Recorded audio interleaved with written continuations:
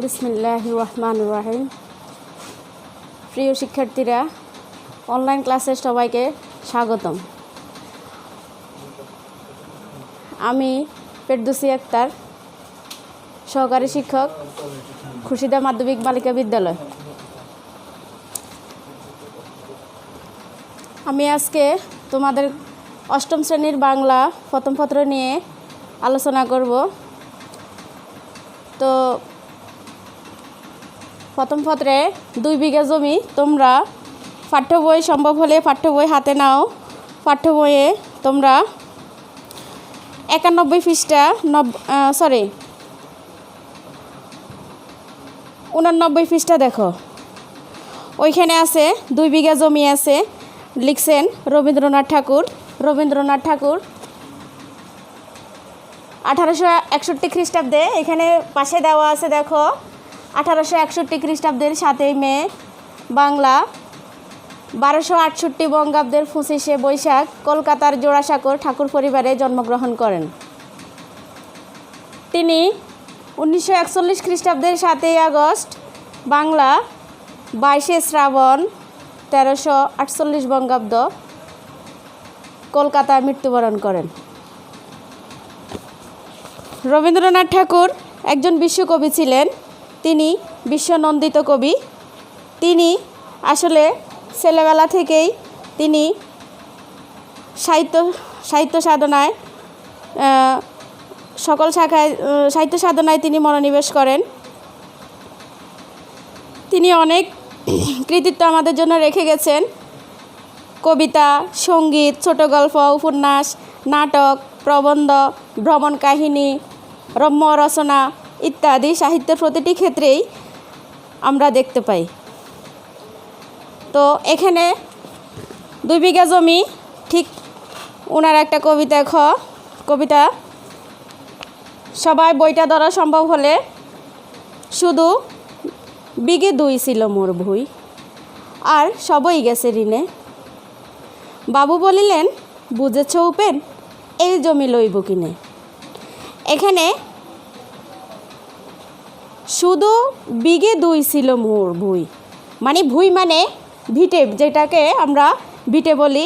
তার ভিটে ছিল 2 বিঘা, আর সেখানে তার অন্যান্য সকল জমিন চলে গেছে, ঋণে চলে গেছেন। আর এখন বাবু উপেনকে বলতেছেন যে সে এই জমিন কিনে নিবে। এখন উপেন বলতেছে, কহিলাম আমি তুমি ভূস্বামী, ভূমির অন্ত নাই। এখানে তুমি ভূস্বামী বলতে এখানে বাবুকে বুঝিয়েছেন। বাবুর ভূমির অন্ত নাই। চেয়ে দেখো মোর জোর, আছে বড় জোর, মরিবার মতো ঠাই। উপেন বলতেছেন যে আমার তো 2 বিঘে জমি ছাড়া আর কোনো কিছুই নাই, এটা তো মাত্র আমার মরিবার মতো ঠাই। শুনি রাজা কহে, বাপু জানো তো হে, করেছি বাগানখানা, পেলে 2 বিঘে প্রস্তে ওদিকে, হইবে সমান টানা। এখন বাবু উপেনকে বলতেছে সে একটা বাগান করেছে, ওই বাগানে যদি ওই উপেনের আরও 2 বিঘে যে জমিটা আছে, শুধু ওই 2 বিঘে জমি পেলে তার বাগানটা প্রস্থ ও দিকে, মানে লম্বা চৌড়াই একটু সমান হবে। উপেন খুব করুণভাবে বলতেছে যে ওটা দিতে হবে। কহিলাম তবে বক্ষে জুড়িয়া পানি। এখানে বক্ষে জুড়িয়া বলতে 2 হাত বুকে জোড় করে তিনি অনুনয় করে বাবুকে বলতেছে ওটা দিতে হবে। সজল চক্ষে করুণ রক্ষে গরিবের বিটেখানি, মানে এই গরিবের বিটেখানি সে জল মানে তার চোখে পানি, এই অবস্থায় সে বাবুকে বলতেছে এটা কি তাকে দিয়ে দিতে হবে। সপ্তপুরুষ যেথায় মানুষ, সে মাটি সোনার ভাড়া, দন্যের দায়ে বেচিব সে মায়ে, এমনই লক্ষ্মী ছাড়া। এখানে উপেন বলতেছেন যে এই যে বিঠেতে আমার সপ্তপুরুষ পার হয়ে গেছে, সপ্তপুরুষের যেখানে স্মৃতি, সেই সোনার বাড়া যদি আমি আমার দরিদ্রতার দায়ে আমি বিক্রি করে ফেলি, বেচিব, আমি এমনই কি লক্ষ্মী ছাড়া। আখি করি লাল, রাজা ক্ষণকাল রহিল মৌনভাবে, কহিলেন শেষে ক্রূর হাসি সে হেসে, আচ্ছা সে দেখা যাবে। বাবু সে একটা দুষ্টু হাসি দিয়ে উপেনকে ভয় দেখালো। সে উপেনকে ধমকি দিল যে সে কিভাবে উপেনের জমিন নিতে হয় সে ভালো করেই জানে। পরে মাস দেড়ে ভিটে মাটি ছেড়ে বাহির হইনু পথে, করিল ডিক্রি সকলই বিক্রি মিথ্যা দেনার ক্ষতে। মাস দেড়েক পরে বাবু একটা মিথ্যা দেনার দায়ে সে মামলা করলো আদালতে। সেই আদালতের রায় অনুযায়ী সেই মিথ্যা দেনার দায়ে উপেন তার ভিটে মাটি ছাড়তে হলো। এ জগতে হায় সেই বেশি চায়, আছে যার ভুরি ভুরি, রাজার হস্ত করে সমস্ত কাঙালের ধন চুরি। আসলে আজকালকার দিনের ধনীরা এমনই, তার যার আছে বেশি সে আরও বেশি চায়। আর যারা দরিদ্র, কাঙাল বলতে এখানে দুঃখ দরিদ্র জর্জরিত মানুষদের কথা বলা হয়েছে, তাদেরকেই তারা বেশি নিঃস্ব করে দিতে চায়। মনে ভাবিলাম মোরে ভগবান রাখিবে না মোহগর্তে, তাই লিখি দিল বিশ্ব নিখিল দুবিঘার পরিবর্তে। উপেন ভাবতেছে যে আমাকে ভগবান মানে সৃষ্টিকর্তার কথা বলা হয়েছে, আমাকে আমার ভিটে মাটিতে আর রাখবে না, তা এই 2 বিঘা জমির বিনিময়ে সে আমাকে সারা বিশ্ব লিখে দিল। মানে যেখানে সেখানে সে এখন থাকার কোনো নির্দিষ্ট ঠিকানা নাই, যেখানে সেখানে সে এখন থাকতে হবে। সন্ন্যাসী বেশে ফিরি দেশে দেশে হইয়া সাধুর শিষ্য, কত হেরিলাম মনোহর ধাম কত মনোরম দৃশ্য। যখন উপেন ভিটে মাটি ছাড়া হলো, তার কোনো উপায় ছিল না, তখন সে নির্দিষ্ট ঠিকানা না থাকায় সে সন্ন্যাসীর বেশে সে দেশে দেশে ফিরল। আর দেশে দেশে সে সাধুর শিষ্য হয়ে সে বিভিন্ন জায়গায়, যে বিভিন্ন দেশে বিভিন্ন জায়গায় গিয়ে সে কত মনোরম, এখানে মনোরম দৃশ্য, মনোমুগ্ধকর দৃশ্য হেরিলাম বলতে আমি দেখিলাম মনোহর ধাম। এখানে মনোহর বলতে মনোমুগ্ধকর, ধাম বলতে স্থান, বিভিন্ন তীর্থস্থানগুলোকে বোঝানো হয়েছে, যা দেখে তার মন জুড়িয়ে গেল মনোরম দৃশ্য। ভূধরে সাগরে বিজনে নগরে যখন যেখানে ভ্রমি, তবু নিশিদিনে বলিতে পারিনে সেই 2 বিঘা জমি। কবি বুধরে বলতে এখানে পাহাড় পর্বত বোঝানো হয়েছে, সাগরে বিজনে নগরে, বিজনে বলতে যেখানে জনমানবের সারা শব্দ বা কোনো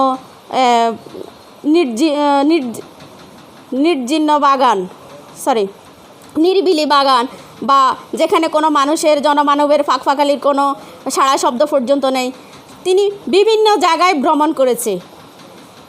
তবু তিনি নিশিদিনে রাতে দিনে তিনি ভুলতে পারে নাই তার 2 বিঘা জমির কথা। হাটে মাঠে বাটে এই মতো কাটে বছর 15-16, একদিন শেষে পিরিবারে দেশে বড়ই বাসনা হলো। তিনি হাটে মাঠে এইভাবে ঘুরতে ঘুরতে তার 15-16 বছর কেটে গেল। একদিন তার দেশে ফেরার জন্য খুব মন ব্যাকুল হয়ে উঠল, বড়ই বাসনা হলো। নম নম নম সুন্দরী মম জননী বঙ্গভূমি, গঙ্গার তীর স্নিগ্ধ সমীর জীবন জুড়ালে তুমি। তিনি জন্মভূমিতে পা রাখতেই তিনি জন্মভূমিকে নমস্কার জানালো, শ্রদ্ধা জানালো। আর সে জন্মভূমির পানি, বাতাসে, গাছের ছায়ায় জন্মভূমিতে পা রাখতেই তার জীবনটা জুড়িয়ে গেল। অবারিত মাঠ, গগন ললাট, চুমে তব পদধূলি, ছায়ায় সুনিবিড় শান্তির নীড় ছোট ছোট গ্রামগুলি। তার জন্মভূমির চারদিকের দৃশ্য দেখে, তার পুরনো সেই জন্মভূমির সকল দৃশ্য দেখে তার প্রাণটা জুড়িয়ে গেল। পল্লব ঘন আম্রকানন, রাখালের খেলা গেহ, স্তব্ধ অতল দিঘি কালো জল, নিশীত শীতল স্নেহ। বুক ভরা মধু বঙ্গের বধূ, জল লয়ে যায় ঘরে, মা বলিতে প্রাণ করে আনচান, চোখে আসে জল ভরে। সে যখন দেখতেছে গঙ্গার জল নিয়ে যাচ্ছে গায়ের বধূরা, তারপরে ছোট ছোট গ্রামগুলো, তারপরে এই সকল দৃশ্য, তারপরে গায়ের বধূকে দেখে তার মা বলিতে মন আনছান করে, এই সবগুলো দেখে তার চোখে পানি আসতেছে।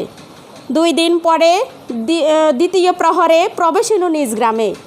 তিনি জন্মভূমিতে আসার পরে দ্বিতীয় দিনে তিনি জন্মভূমির নিজ গ্রামে প্রবেশ করলেন। কুমোরের বাড়ি দক্ষিণে ছাড়ি রথতলা করি বামে। কুমোরের বাড়ি দক্ষিণে ছাড়ি তিনি রথতলা, মানে তিনি তার বাড়ির দিকে বিভিন্ন রাস্তা পার হয়ে তিনি বাড়ির দিকে যাচ্ছেন। রাখিহাট গোলা নন্দীর গোলা মন্দির করি পাচে, তুষাতুর শেষে পৌঁছিনু এসে আমার বাড়ির কাছে। তৃষ্ণায় কাতর উপেন তিনি অবশেষে তার বাড়ির কাছে এসে পৌঁছল। আচ্ছা, এখানে 2 বিঘা জমি কিন্তু 72টা লাইন, এখানে 72 লাইন একই ক্লাসে আমাদের পাঠ করা সম্ভব না। তো আমরা এখানে 36 লাইন আলোচনা করতেছি। তো এইখানে দেখো, এই লেখার মাঝে অনেকগুলো কঠিন শব্দ আছে, যেমন ভূস্বামী, ঋণ, অন্ত, মানে কিছু কিছু শব্দ আছে যেগুলো তোমরা একদম ভালোভাবে বানানটা দেখবে।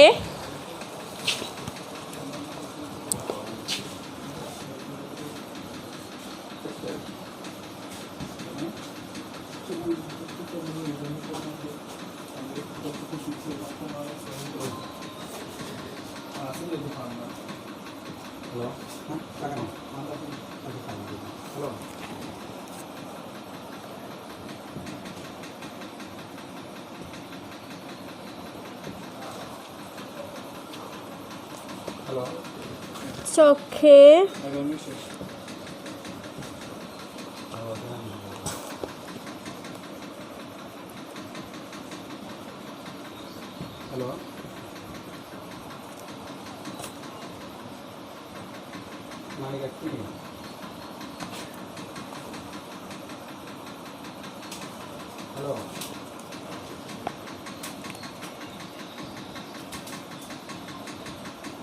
আচ্ছা, আরও অনেক শব্দ আছে যেগুলো তোমরা ভালো করে বানান দেখবে, আর প্রত্যেকটা লাইনের বাবার্থ ভালো করে পড়বে। আর এখানে মূলত এখানে বাবু চাচ্ছেন যে তিনি কিভাবে দরিদ্র, একজন বাবু বলতে এখানে জমিদারকে বোঝানো হয়েছে, বা যারা ধনী শ্রেণীর লোক তারা যে দরিদ্র অসহায় ব্যক্তিকে কিভাবে নিঃস্ব করে দিবেন, বা তাদেরকে কিভাবে ভিটে মাটি ছাড়া করবেন, তাদের দুঃখ দুর্দশা যেখানে তারা লাঘব করার চেষ্টা করবেন সেটা না করে কিভাবে তাদের প্রতি জুলুম করবেন সেটাই তাদের নেশায় থাকে।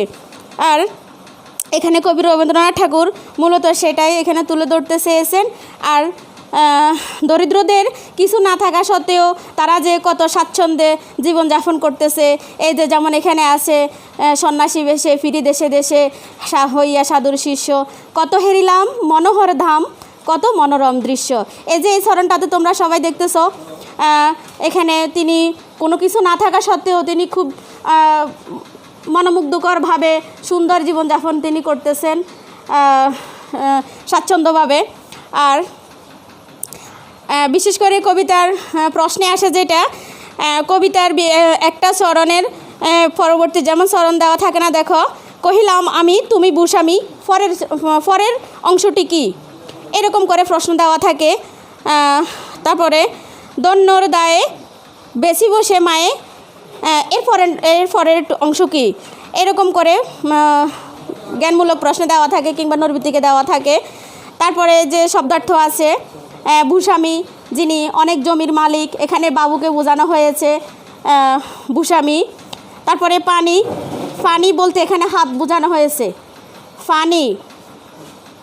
তারপরে সপ্তপুরুষ বলতে এখানে পূর্ববর্তী 7 বংশধরকে, এখানে 7 প্রজন্মকে বোঝানো হয়েছে।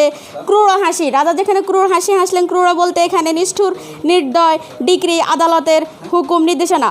এইরকম তোমরা শব্দার্থগুলো ভালো করে আয়ত্ত করবে আর বেশি বেশি করে লিখবে। পাঠ পরিস্থিতিটা আসলে কবিতার সারসংক্ষেপ, কিন্তু প্রত্যেকটা লাইনের ভাবার্থ শিখতে গেলে সারসংক্ষেপ থেকে পাঠ পরিস্থিতি থেকে আরও বেশি হয়।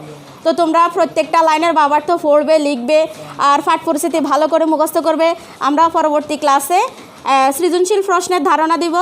আর 2 বিঘা জমির কবিতা পরের অংশ আমরা পরবর্তী ক্লাসে ইনশাল্লাহ আলোচনা করব। তো তোমরা সেখানে দেখবে আর বেশি বেশি পড়বে, লিখবে, পরীক্ষার প্রস্তুতি নিবে। আচ্ছা, সবাই ভালো থাকবে। আসসালামু আলাইকুম।